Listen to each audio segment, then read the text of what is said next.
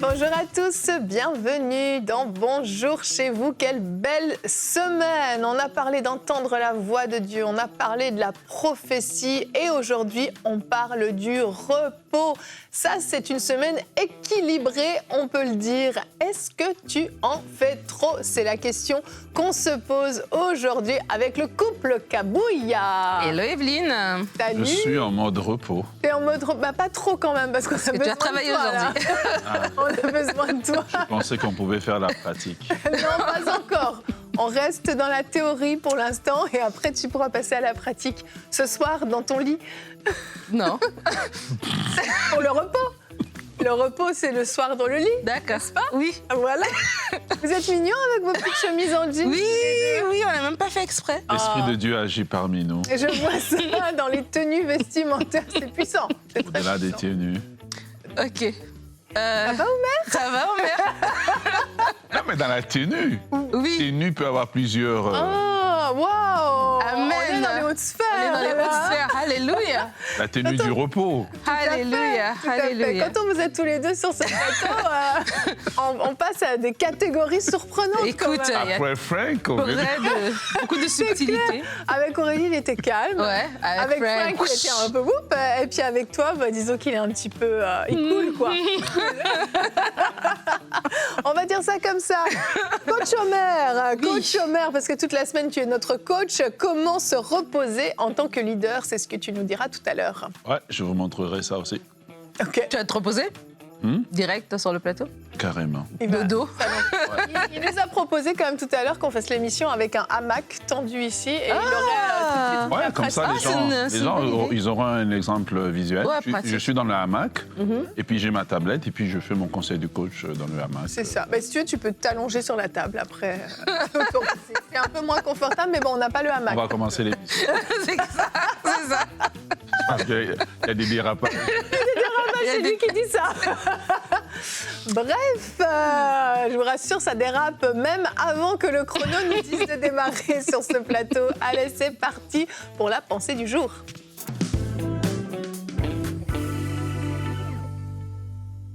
Alors aujourd'hui, on parle d'un sujet très important. On fait des blagues, mais vraiment, nous sommes dans une génération de suractivisme où le repos est méprisé. Le repos n'est pas pris en considération. On minimise vraiment l'importance du repos et on exalte les activités, être occupé, courir, ne pas s'arrêter. Et vraiment, on va vous inviter tout au long de cette émission à l'équilibre.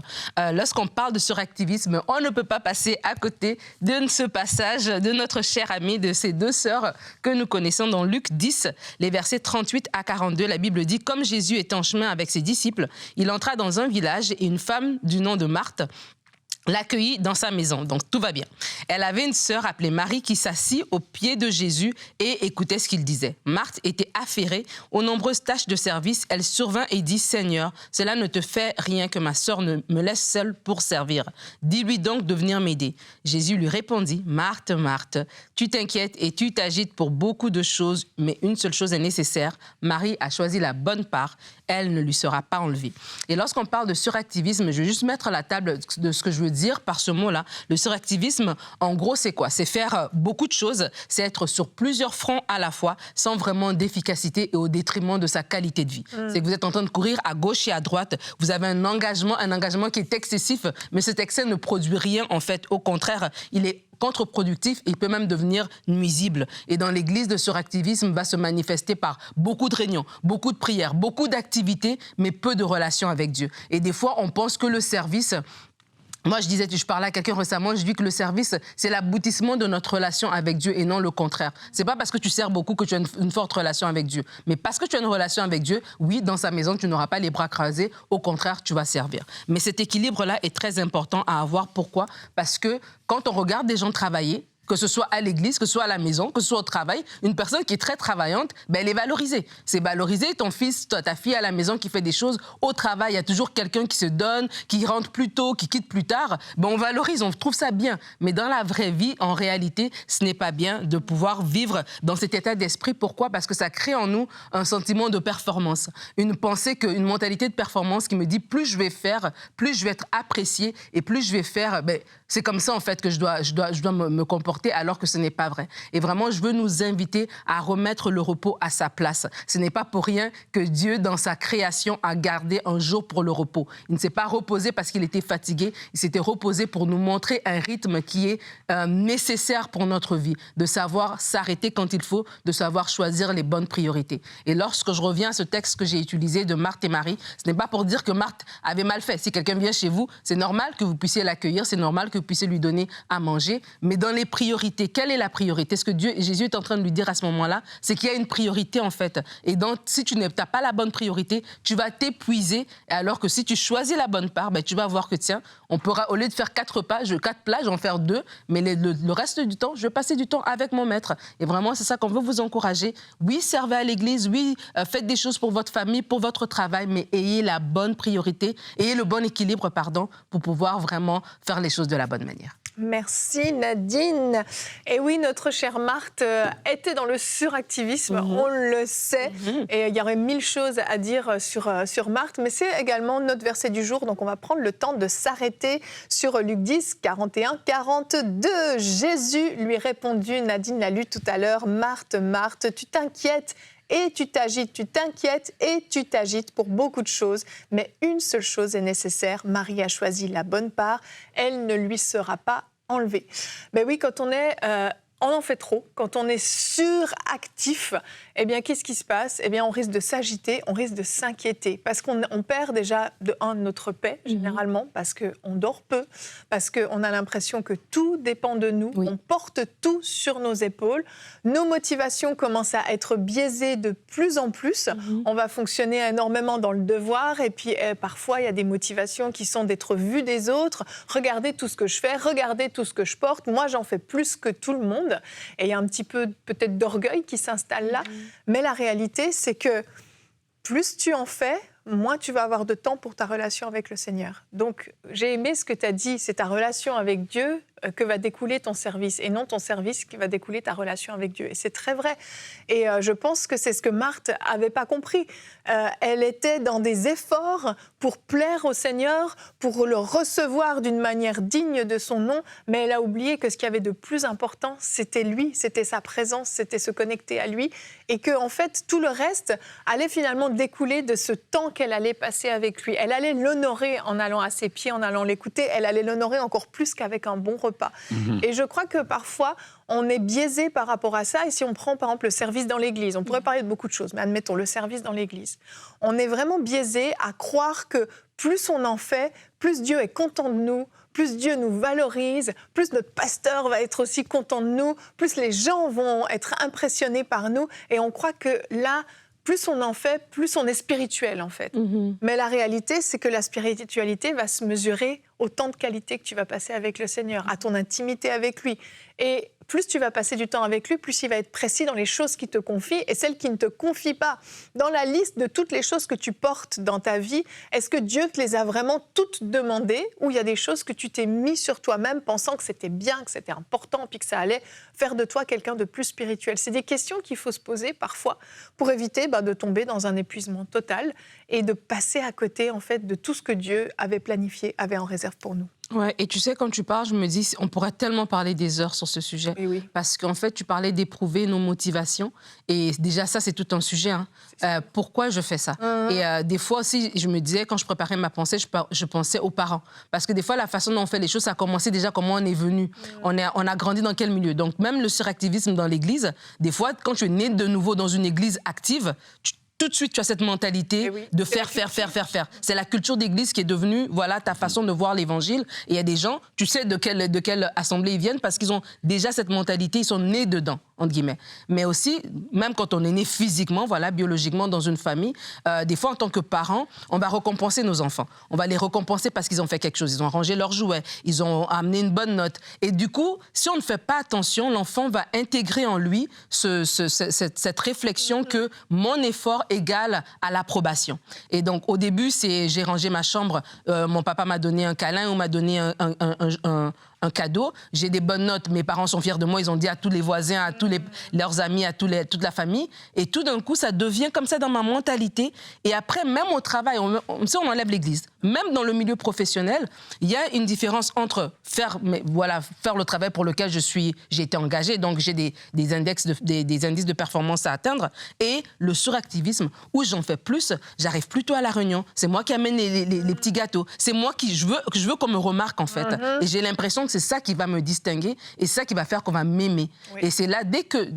Travail, c'est bien, mais dès que dans ta tête, il y a l'équation amour, validation, acceptation avec performance et travail, tu es déjà dans un terrain qui est glissant, en fait. Et donc, c'est à nous-mêmes de se poser la question, pourquoi je fais ça ?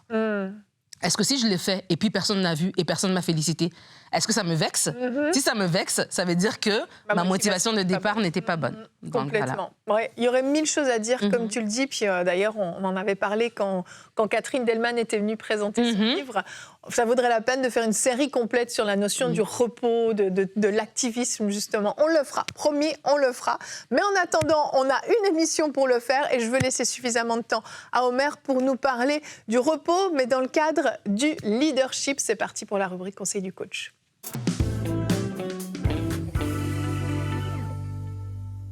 Alléluia. Comment se reposer en tant que leader ? Ça, la phrase elle-même pose un défi, repos et leader. Parce que quand on voit leader, on voit quelqu'un qui est en activité et en suractivité.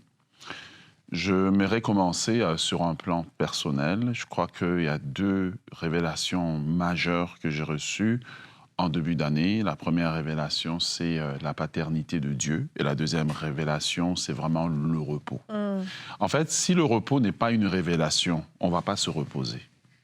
On va arrêter de travailler, peut-être de bouger, mais notre tête, en fait, notre système interne sera constamment en suractivité. Le fait d'arrêter une activité ne veut pas dire que je me repose, en fait. Alors, allons dans la parole de Dieu, puisque c'est ce que nous devons faire. Genèse chapitre 2, le verset 2 au verset 3.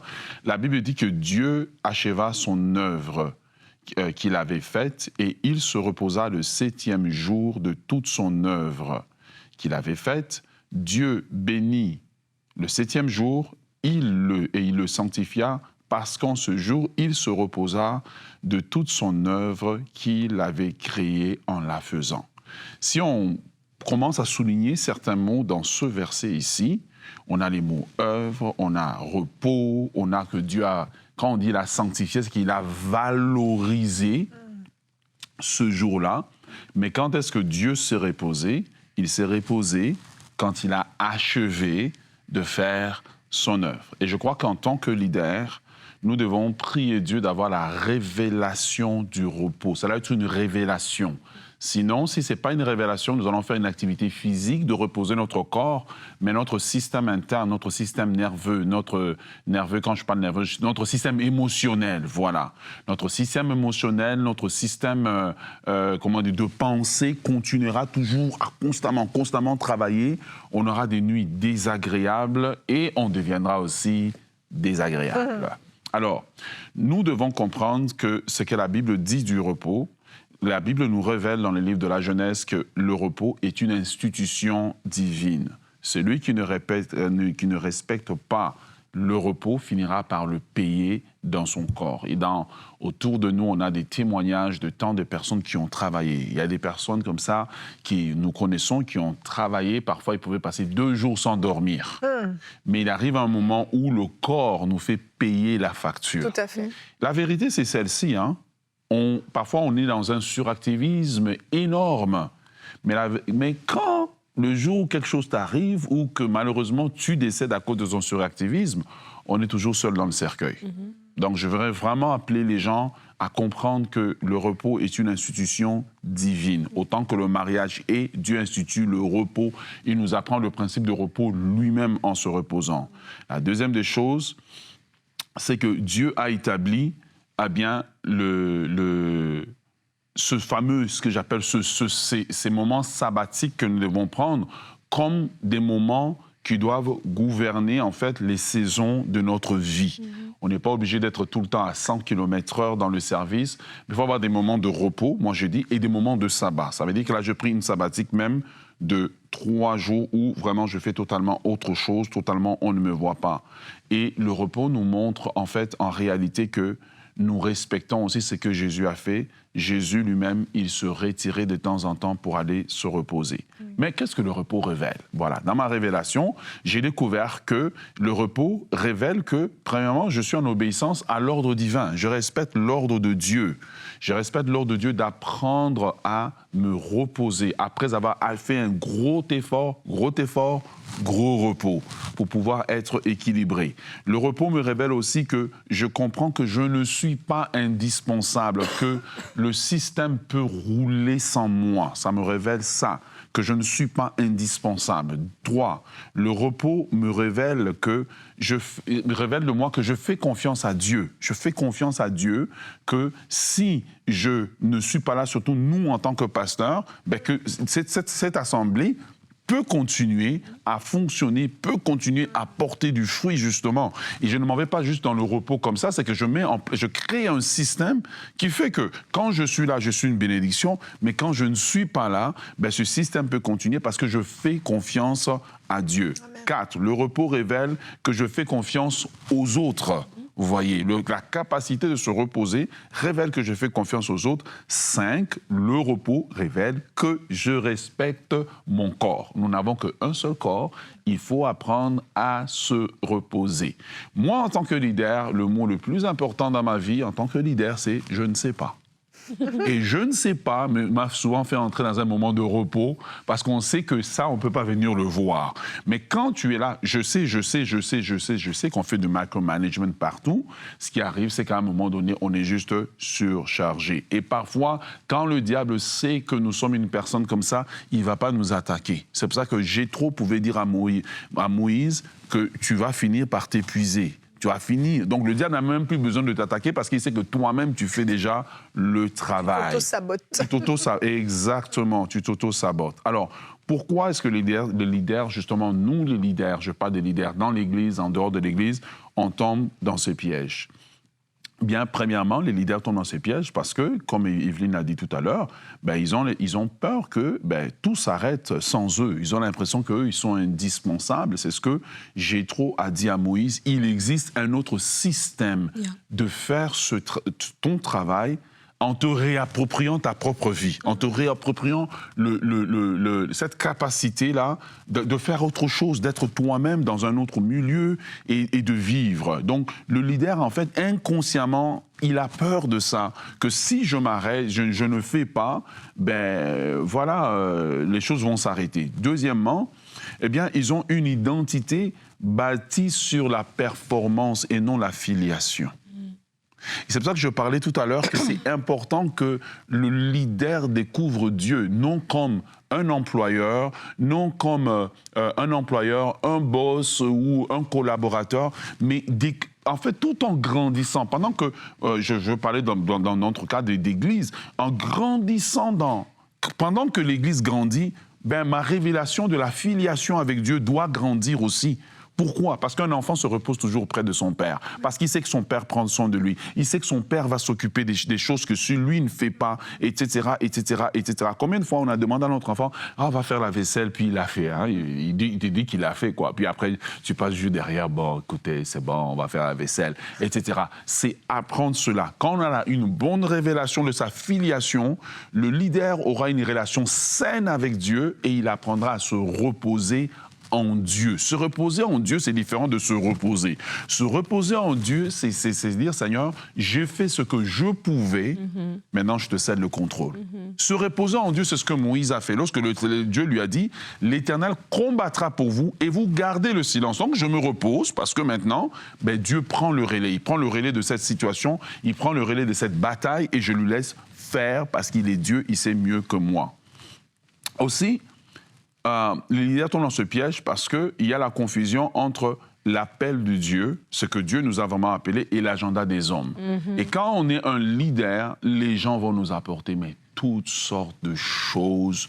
Ils vont nous charger. En fait, les gens ne cherchent que quelqu'un vers qui ils peuvent regarder. Ils vont parfois nous faire devenir des stars, des choses comme ça. Et nous, on doit apprendre à se garder. Voilà pourquoi la Bible dit que Jésus se retirait de la foule, parce qu'il savait. Il se retirait et il allait dans un lieu secret. Pourquoi? Parce que si je reste avec ces gens, ils vont continuer à me charger. Et donc, quand je comprends ça, ça m'aide. Ensuite de cela, les leaders, généralement, on a l'incapacité d'établir une frontière saine entre ce que je peux et ce que je ne peux pas. En fait, là, il y a deux mots essentiels. Non. Et je ne sais pas. Si on apprend à dire non gentiment, poliment, je ne peux pas. Et apprendre aussi à dire je ne sais pas. Donc on établit aussi des frontières où les gens aussi nous voient comme humains. Oui. Et les gens, au départ, ils sont choqués.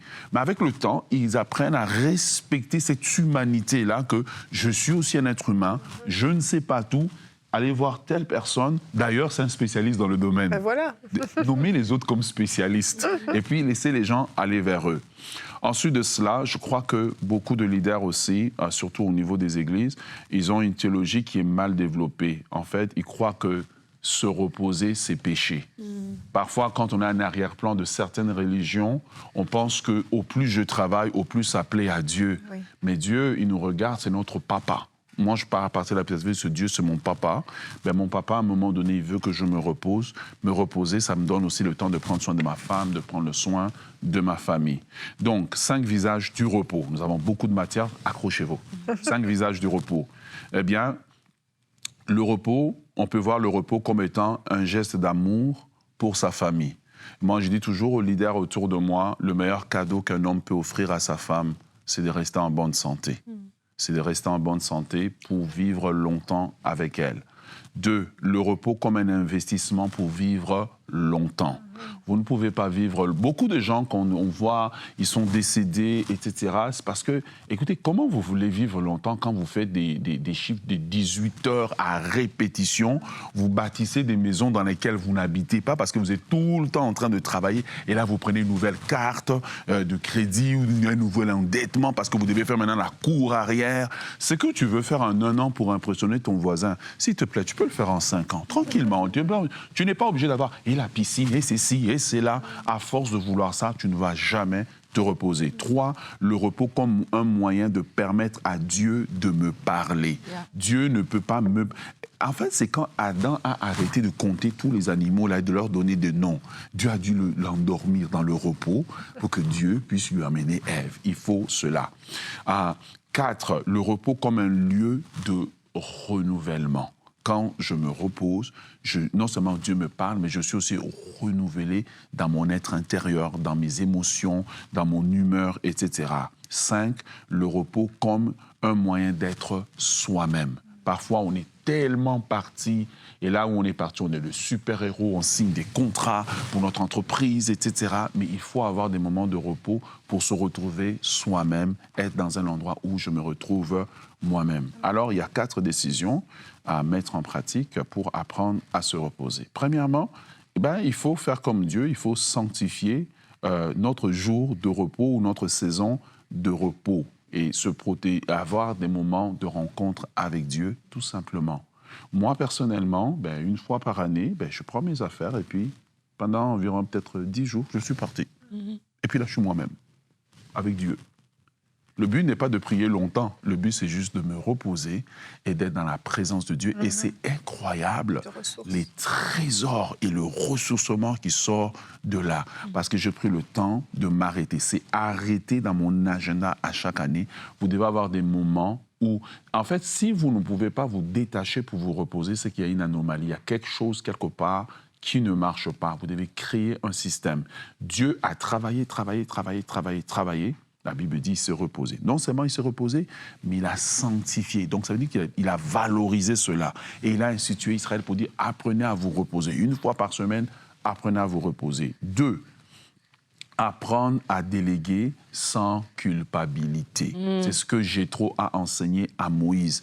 Apprends à déléguer. Choisis des personnes à qui tu peux déléguer certaines tâches quotidiennement ou certaines tâches par semaine ou certaines tâches au moment où tu vas aller te reposer. Je disais à un leader un jour, la vérité c'est que si tu meurs, on va t'emmener au cimetière, on va te mettre 6 pieds sous terre.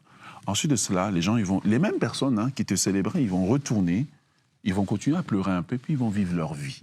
Donc quand je comprends ça, j'apprends à déléguer, j'apprends à dire, Seigneur, si je n'ai pas des personnes, Seigneur, donne-moi des personnes capables. 3, apprendre à distinguer entre les urgences, l'urgence des hommes et la direction de Dieu. Les gens viendront chez nous avec toutes sortes de choses qui vont déclarer être urgents. Et parfois, ce n'est pas une urgence. C'est pas une urgence. Vous savez, il y a certains pasteurs, même qu'on vient leur dire, telle sœur n'a pas trouvé de place dans le stationnement. OK. D'accord, gloire à Dieu. Vois ça avec le responsable du stationnement. Voilà, exactement. Le spécialiste du stationnement. Exactement. Nommez les spécialistes, le docteur en stationnement. Voilà. Apprendre à distinguer les urgences. Yeah. Et c'est ça que Jéthro a dit à Moïse. Fais ce qui est important et remets aux autres. Et en fait, le repos doit être une culture qu'on a développée. Il n'est pas se sentir coupable. Parce qu'il y a des gens qui viendront nous faire sentir coupables. Ah, mais comment ça se fait que tu te reposes? Moi, je me souviens au début quand j'ai institué mes jours de repos dans la semaine. Et puis là, j'ai eu des appels qui rentrent. J'ai dit, je ne réponds pas.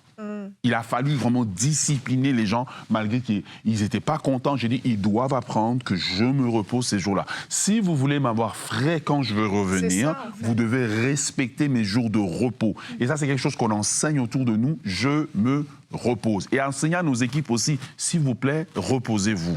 Parce que des gens non reposés, c'est des gens qui prendront des mauvaises décisions. Donc, numéro 4, on revient dessus, c'est recharger l'intérieur avant de recharger l'agenda. Il faut apprendre à recharger l'intérieur. Pendant mes moments de repos, les autres choses que je vais faire là, c'est les choses qui vont me recharger. Parfois, oui, c'est pas nécessairement toujours la prière. Parfois, c'est juste, va jouer au tennis. Ouais. Va jouer au tennis, va marcher dans la nature. Trouve ce qui te Écoute, recharge. trouve quelque chose qui te fait du bien, qui fait du bien à ton âme, et ça va te recharger. J'aimerais dire ceci en terminant. Dieu n'est pas un Dieu de performance, mais Dieu est un Dieu de relation. Il est ton Père et il désire que tu sois en bonne santé. Il désire que tu apprennes à te reposer. Amen. Amen. Merci Omer, merci. Ça nous a donné envie de nous reposer. J'ai oublié mon hamac. Prochainement. J'ai couché sur la table, c'était ça qu'il fallait faire. Allez. Après cette belle thématique qu'on vous encourage bien sûr à mettre en pratique, demain nous allons parler de l'amitié. C'est très important, l'amitié, ça cause parfois beaucoup de conflits, beaucoup de déceptions, beaucoup de blessures même, et pourtant on a tellement besoin d'amis de qualité. Les erreurs à éviter, c'est ce dont on parle demain. Et Nadine, tu feras une rubrique couple et relations, confidence entre amis, pour ou contre. Pour et contre, en fait, je dirais plutôt. Allez, à demain, bonjour chez vous.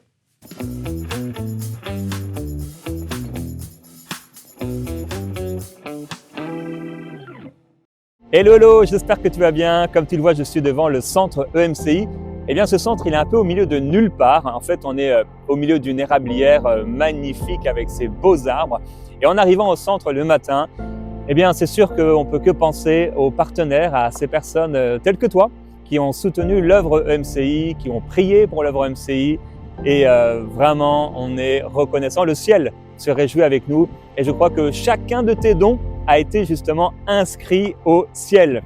Alors, de tout cœur, merci pour ce partenariat. Merci d'être partenaire avec cette grande vision. Et merci parce que grâce à toi, des milliers d'hommes et de femmes sont chaque jour touchés. Que le Seigneur te bénisse abondamment pour ton cœur généreux et amoureux de Dieu, généreux envers l'œuvre du Seigneur et amoureux de ton Dieu. Que le Seigneur te bénisse. Bye bye. Un grand merci à tous nos partenaires qui donnent pour voir des vies transformées partout dans la francophonie.